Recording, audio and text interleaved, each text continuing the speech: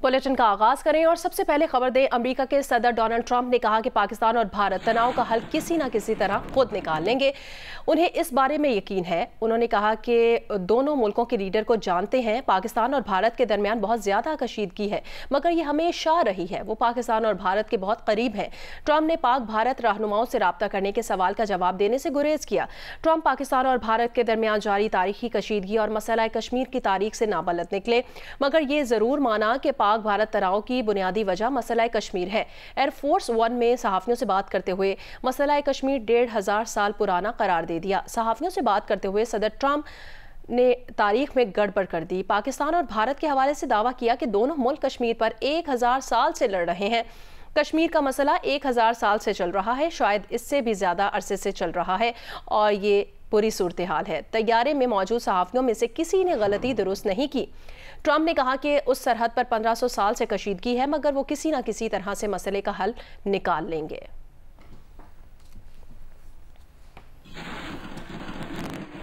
नायब वज़ीर आज़म और वज़ीर ख़ारजा इसहाक़ डार और सऊदी वज़ीर ख़ारजा प्रिंस फैसल बिन फैसल के दरमियान टेलीफोनिक गुफ्तगू हुई है। इसहाक़ डार ने भारत की जानिब से लगाए गए बेबुनियाद इल्ज़ामात को मुस्तरद किया और भारत की जानिब से मज़ीद इश्तियाल अंगेज़ इक़दामात से ख़बरदार किया। तर्जुमान दफ्तर ख़ारजा के मुताबिक दोनों रहनुमाओं का दोनों ममालिक के दरमियान बाहमी ताल्लुकात की मौजूदा सूरत हाल पर इजहार इत्मीनान। इसहाक़ डार ने प्रिंस फैसल को पाकिस्तान की कौमी सलामती कमेटी के फैसलों से आगाह किया और बताया कि ये फैसले भारत की जानिब से यकतरफा तौर पर इक़दामात के नतीजे में किए गए हैं। इसहाक़ डार ने किसी भी जारहियत पर पाकिस्तान के सख्त जवाब देने के अज़्म का इयादा किया।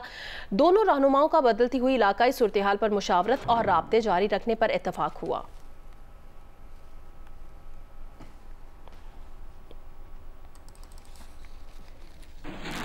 वज़ीर ख़ारजा इसहाक़ डार ने ईरानी वज़ीर ख़ारजा अब्बास इराक़ची से टेलीफोनिक गुफ्तगू की है। इसहाक़ डार ने खित्ते में कशीदगी कम करने की ईरान की कोशिशों को सराहा है। वज़ीर ख़ारजा ने ईरानी हम मनसब को पाक भारत ताल्लुकात की हालिया सूरत हाल से आगाह किया। वज़ीर ख़ारजा ने भारत के बेबुनियाद इल्ज़ामात को मुस्तरद कर दिया। वज़ीर ख़ारजा ने भारत की जानिब से सूरत हाल को मज़ीद बिगाड़ने के हवाले से मुतनब्बे किया। इसहाक़ डार ने खित्ते में कशीदगी कम करने की ईरान की कोशिशों को सराहा।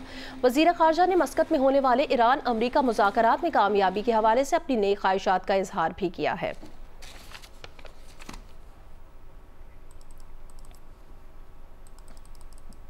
पीपल्स पार्टी के चेयरमैन बिलावल भुट्टो ने कहा कि भारत सुन ले, सिंधु हमारा है और हमारा ही रहेगा। सिंध दरिया से हमारा पानी बहेगा या उनका खून बहेगा। सक्खर में जलसे से खिताब में कहा कि भारत के सिंध-ताज मुआहदे की मौतली को कोई नहीं मानेगा।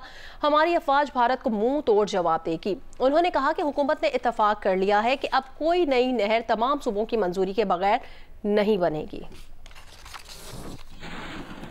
वफाकी हुकूमत का ये फैसला है कि कोई नया नहर सिंधु दरिया से नहीं बनाया जाएगा जब तक काउंसिल ऑफ कॉमन इंटरेस्ट में बामी रजामंदी ना हो।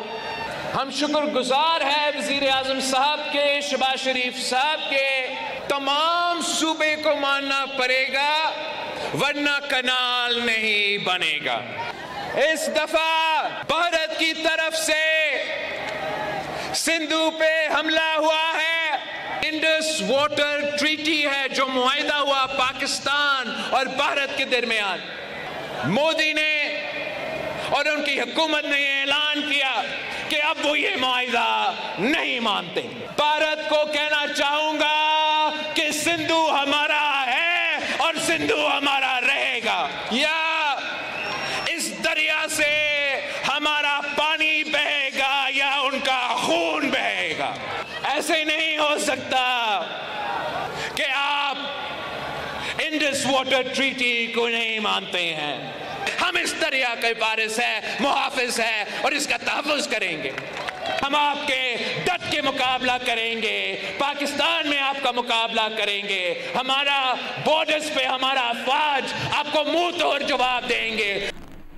भारतीय वजीर की भड़क, कहा पाकिस्तान में कतरा पानी भी नहीं जाने देंगे। भारत के आबी वजीर CR पाटिल के मुताबिक नई दिल्ली हुकूमत इस हवाले से एक तवील मुद्दती मंसूबे पर काम कर रही है। हालांकि पाकिस्तान ने वाज़ेह तौर पर खबरदार किया है कि पानी बंद करने का मतलब ऐलान जंग होगा।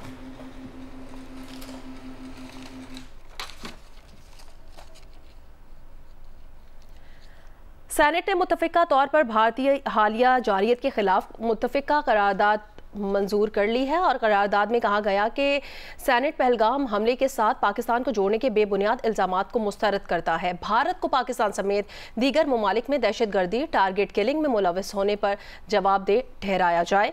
सेनेट की मंजूर शुदा करारदाद में कहा गया कि सेनेट हर मुश्किल में दहशतगर्दी की मजम्मत करता है। मासूम शहरियों का कत्ल पाकिस्तान के इक़दार के मनाफी है। सेनेट पहलगाम हमले के साथ पाकिस्तान को जोड़ने के बेबुनियाद इल्जामात को मुस्तरद करता है। भारत की हुकूमत की जानिब से पाकिस्तान को बदनाम करने के बदनीयती पर मबनी मुहिम की मजम्मत करते हैं, जो दहशतगर्दी को सियासी मकासद के लिए इस्तेमाल करने की कोशिश है। सिंध तास मुआहदे को मुअत्तल करने के भारत के एकतरफा और गैर कानूनी ऐलान की मजम्मत करते हैं। लंदन में भारतीय इंतहा पसंद मुजाहिरीन ने पाकिस्तानी हाई कमीशन की तरफ जाने की कोशिश की। लंदन पुलिस ने मुजाहिरीन को रोक लिया। पुलिस ने हंगामा आराई करने पर 2 मुजाहिरीन को गिरफ्तार भी कर लिया।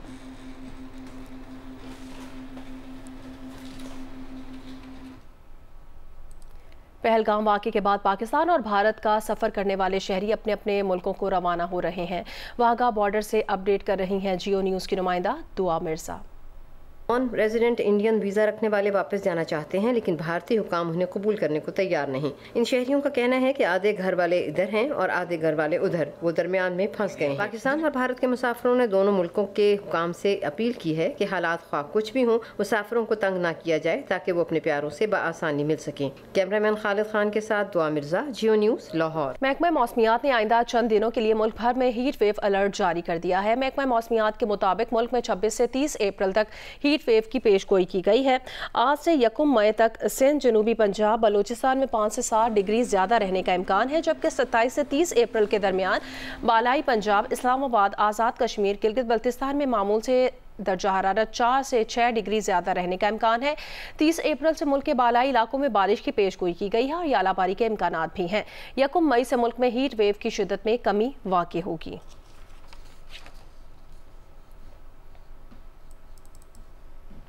हैदराबाद में शदीद गर्मी के मौसम में हेस्को की जानिब से लोड शेडिंग का दौरानिया 12 घंटों से तजावुज कर गया है, जिसके सबब शहरी शदीद मुश्किलात से 2-4 हैं। तफसील बताएंगे जियो न्यूज़ के नुमाइंदे अली नईम।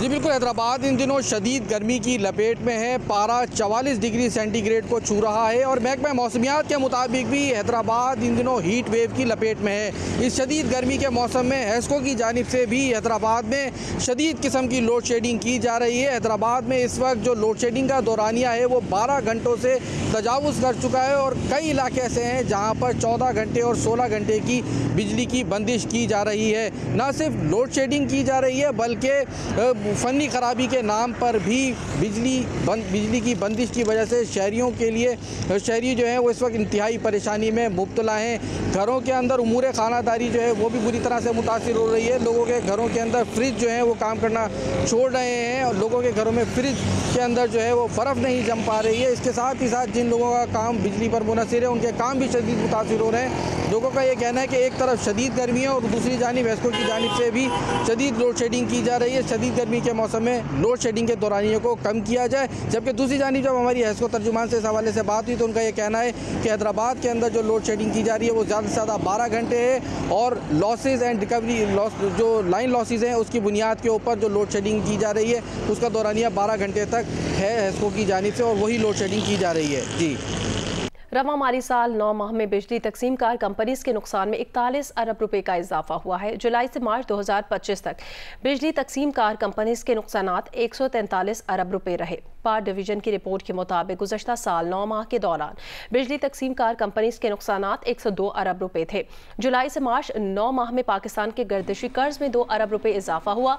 मार्च 2025 तक गर्दिशी कर्ज 2396 अरब रुपए रहा। रिपोर्ट के मुताबिक गुज़श्ता साल 9 माह में गर्दिशी कर्ज 484 अरब रुपए बढ़ा दिया था और मार्च 2024 में गर्दिशी कर्ज 2794 अरब रुपए था।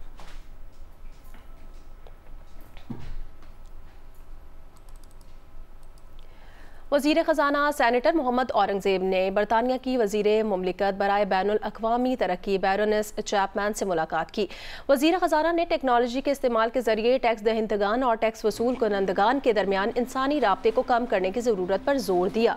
उन्होंने गुज़श्ता 2 सालों की तरक्याती इमदाद के मुकम्मल जायज़े और मौसी अबलागी हिकमत अमली की तश्कील में रेमिट के किरदार को भी सराहा।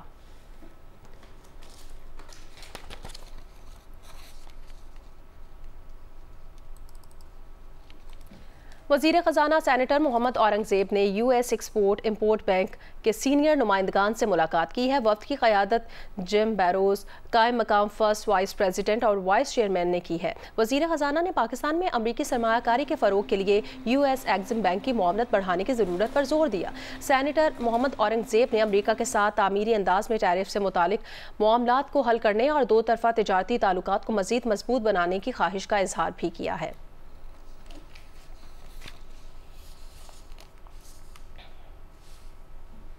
मुल्क भर में रवां साल की दूसरी बड़ी कौमी इंसदादे पोलियो मुहिम जारी है। सिंध भर में 21 अप्रैल से शुरू होने वाली मुहिम में 1 करोड़ से ज़ायद बच्चों को पोलियो से बचाव के कतरे पिलाने का हदफ मुकर्रर किया गया है। मुहिम के दौरान पोलियो टीम्स दिन भर मुख्तलिफ सरगर्मियां अंजाम देती हैं ताकि हर बच्चे तक ये अहम वैक्सीन पहुँच सके। ये क्या मराहिल हैं और टीम्स को मुहिम के दौरान किन चैलेंजेस से होकर गुजरना पड़ता है, बताएंगे शवाला असलम।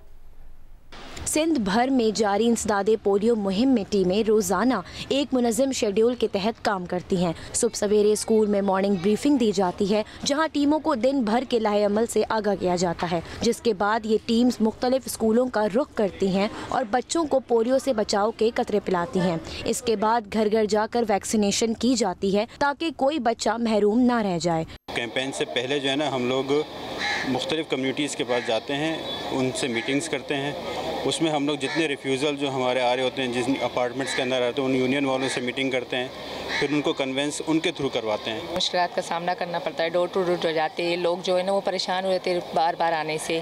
फिर ये कहना है कोई अच्छा रवैया इख्तियार करता, कोई अच्छा रवैया इख्तियार नहीं करता, कोई पिला भी लेता है अच्छे से बात करके, कोई नहीं भी पिलाता। मुहिम के दौरान वो इलाके भी फोकस किए जाते हैं जहां वालिदैन ने पहले बच्चों को कतरे पिलाने से इनकार किया था। वालिदैन को कायल करने के लिए खुसूसी सरगर्मियां की जाती हैं, जिसके बाद दिन भर की कारकर्दगी का डेटा मरतब किया जाता है। आखिर में इवनिंग रिव्यू मीटिंग में दिन भर के काम का जायजा लेकर अगले दिन की मनसूबाबंदी भी की जाती है। बार बार कैंपेन्स करने की ज़रूरत है, क्योंकि पाकिस्तान और अफ़गानिस्तान इस वक्त आखिरी 2 ममालिक रह गए हैं पूरी दुनिया में जहां पर ये मूसी मर्ज अभी तक मौजूद है, और बाकी पूरी दुनिया में इसी वैक्सीन से इस मर्ज को मिटाया गया है, और इंशाल्लाह पाकिस्तान और अफ़गानिस्तान को में भी इसी तरह इसको मिटाएंगे। दूसरी जानिब वालिदैन कहते हैं कि पहले शकूक थे, मगर अब समझते हैं कि पोलियो वैक्सीन बच्चों की सेहत के लिए ज़रूरी है। पोलियो वैक्सीन एक सेफ वैक्सीन है, जिससे हमारे पाकिस्तान का वायरस ख़त्म होगा। जिस तरह बाकी ममालिक भी पोलियो फ्री हैं, तो हमारा पाकिस्तान भी पोलियो फ्री हो जाए। अपनी सेटिस्फेक्शन कर लेंगे, उसको आप एक्सपायरी डेट वगैरह जो भी है वो अपनी सेटिस्फेक्शन कर लें, उसकी मालूमात ले लें, वो पहले तो खुली हुई तो नहीं है ड्रॉप्स, ये सारी चीज़ें अपनी सेटिस्फेक्शन करें, लेकिन ये कि पोलियो के ड्रॉप्स लाना चाहिए। ये मुहिम न सिर्फ हर बच्चे को पोलियो से महफूज बनाने के लिए अहम है, बल्कि एक महफूज और सेहतमंद पाकिस्तान की जानिब अमली कदम भी है। कैमरामैन नासिर अली के साथ शवाला असलम, जियो न्यूज़, कराची। सिंध हाईवे पर एहतजाज के बायस ट्रांसपोर्ट की बंदिश से फैसलाबाद टेक्सटाइल सेक्टर के 1000 कंटेनर्स फंस गए हैं। बरामदी और दरामदी माल से लदे ट्रक रुकने से खाम माल की किल्लत पैदा हो चुकी है, जिसके बायस फैक्ट्रीज में पैदावारी अमल मुतासिर हो रहा है। रिपोर्ट करेंगे इरफानुल्लाह। फैसलाबाद टेक्सटाइल सेक्टर से वाबस्ता सैकड़ों फैक्ट्रियों की बरामदी माल से लदी गाड़ियां सिंध में नकलो हमल की बंदिश के बायस रास्तों में फंसे होने की वजह से बंदरगाह पहुंचने से माजूर हैं, जबकि बंदरगाह से खाम माल की तरसील भी रुकी हुई है, जिससे टेक्सटाइल सेक्टर शदीद मुश्किलात का शिकार हो चुका है।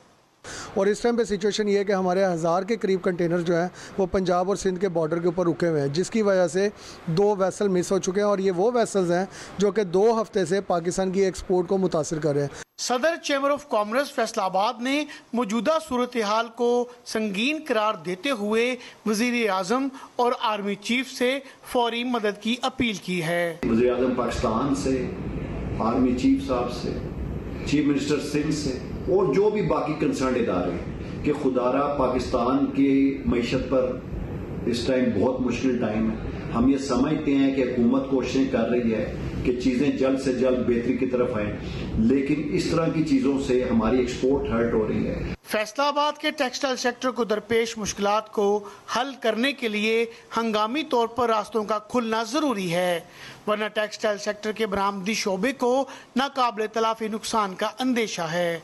कैमरामैन अली असलान और मोहम्मद उस्मान के साथ इरफानुल्लाह, जियो न्यूज़, फैसलाबाद। कोयटा में तंदूरी रोटी की कीमत का मामला एक मरतबा फिर नान भाइयों और जिला इंतजामिया के दरमियान तनाज़े का बायस बन गया है। जिला इंतजामिया ने तंदूरी रोटी की कीमत 40 रुपए से कम करके 30 रुपए मुकर्रर की, तो नान भाइयों ने नई कीमत के खिलाफ 30 अप्रैल से हड़ताल का ऐलान कर दिया है।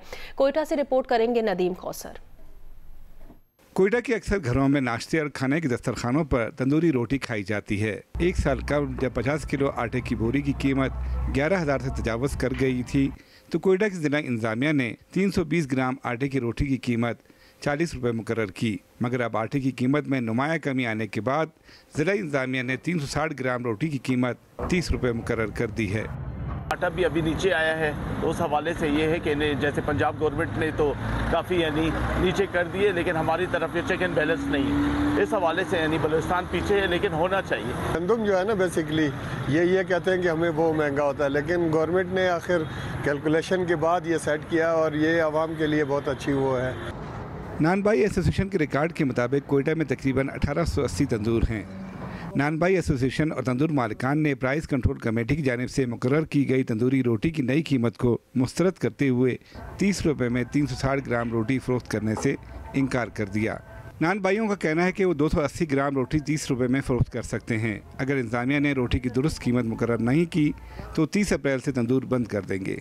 तो बुध के दिन से हम हड़ताल ज़रूर करेंगे, क्योंकि इस कीमत में हमारी जो लेबर्स हैं और जो गैस हमें मिल रही है जिस कीमत पे, और जिस तरह शॉर्टेज इनकी आ रही है, तो इस कीमत में हमें बिल्कुल वारा नहीं कर रहा है। प्राइस कंट्रोल कमेटी की जानिब से तंदूरी रोटी की नई कीमत मुकर्रर किए जाने के बाद कोयटा की जिला इंतजामिया एक्शन में आई और सरकारी निर्खनामे की खिलाफ वर्जी पर 100 से ज़ायद तंदूर सील, 168 नान भाइयों को गिरफ्तार और 92 नान भाइयों को जेल भिजवा दिया। कैमरामैन एक्मी रॉजर और अरशद नईम के साथ नदीम कौसर, जियो न्यूज़, कोयटा। जियो स्पोर्ट्स में आपको बताएं, HBL PSL 10 में कोयटा ग्लैडिएटर्स ने कराची किंग्स को दिलचस्प मुकाबले के बाद 5 रन से हरा दिया। फातेह टीम ने 142 रन बनाए। फहीम अशरफ 43 रन के साथ टॉप स्कोरर रहे। जवाब में कराची किंग्स 8 विकेटों पर 137 रन ही बना सकी। इवेंट में आज लाहौर कलंदर्स का मुकाबला मुल्तान सुल्तान से होगा। कज़ाफी स्टेडियम में कोयटा का आगाज अच्छा न रहा। दूसरे ही ओवर में हसन अली ने सऊद शकील और फिल एलन को पवेलियन पहुंचा दिया। स्कोर 20 हुआ तो राइली रोसो भी आउट हो गया। भी 44 के मजमूई स्कोर पर लौट गए। मार्शल मेंडिस ने अच्छी बैटिंग की, 22 गेंदों पर 36 रन बनाए, लेकिन कोयटा की आधी टीम 69 रन पर आउट हो गई। अब हसन नवाज और फहीम अशरफ ने जिम्मेदारी से बैटिंग की, स्कोर 128 तक पहुंचा दिया। हसन नवाज 35 रन बनाकर आउट हुए तो फिर विकेटें गिरती चली गई। फहीम अशरफ ने 43 रन बनाए, टीम 142 रन बनाकर आउट हो गई।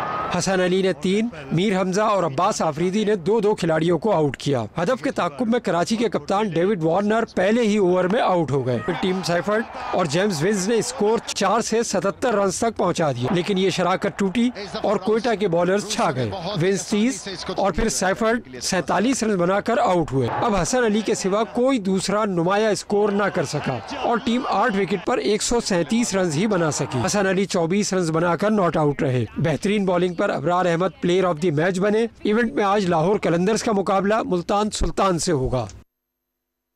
अभी आपको खबर दें, कराची में डाकू ने एक और जान ले ली है। शाह फैसल कॉलोनी पुल पर डाकू की फायरिंग से एक शहरी जान बहक हो गया।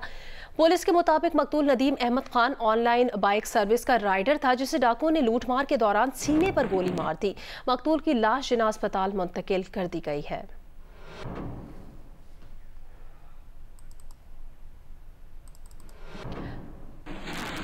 मानसेरा का खूबसूरत तफरीही मकाम नारान 5 माह की तवील बंदिश के बाद सयाहों के लिए दोबारा खुल गया है। नेशनल हाईवे अथॉरिटी के अमले ने कागान से नारान तक छोटे बड़े 7 ग्लेशियर्स हटाकर रिकॉर्ड वक्त में शाहरा को खोल दिया है। तफसील बताएंगे कौसर सलीम बंगश।